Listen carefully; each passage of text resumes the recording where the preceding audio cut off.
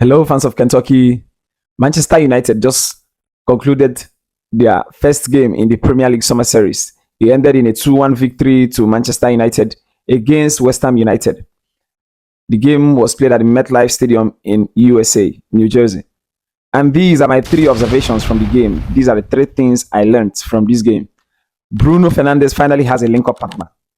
For years and years and years since Pogba left, Bruno Fernandes has been looking for that partner. That's that partner in midfield, in the field of play, who he can link up with, connect with, form a deadly duo with. He tried to do it with Pogba it lasted for some time, but Pogba left.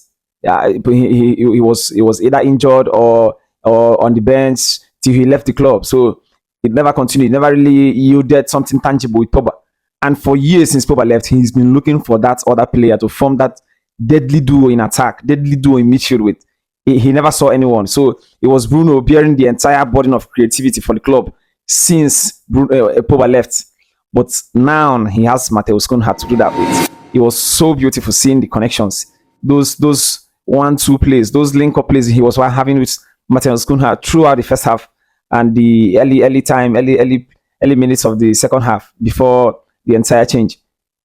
It was so beautiful to watch, honestly, because it's part of the beautiful play when you can link up with your next man, with your teammate. It's so beautiful to watch, and I saw it on countless times. Mateus Cunha and Bruno Fernandes linking up with a pass. It was beautiful to watch. He finally has someone to connect with. Number two, Amorim ball is in full flow now.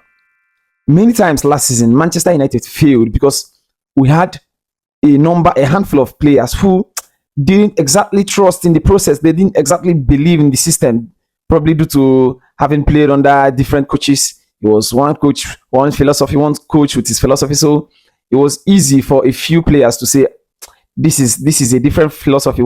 This coach will probably not last. So it's easy for some players to think that. And last season, we had players who didn't exactly trust the coach enough to follow his instructions to the letter.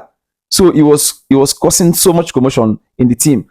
But this season, this game I just watched, 11 players wanted to play for the coach. 11 of them wanted to do exactly by the instructions of the coach.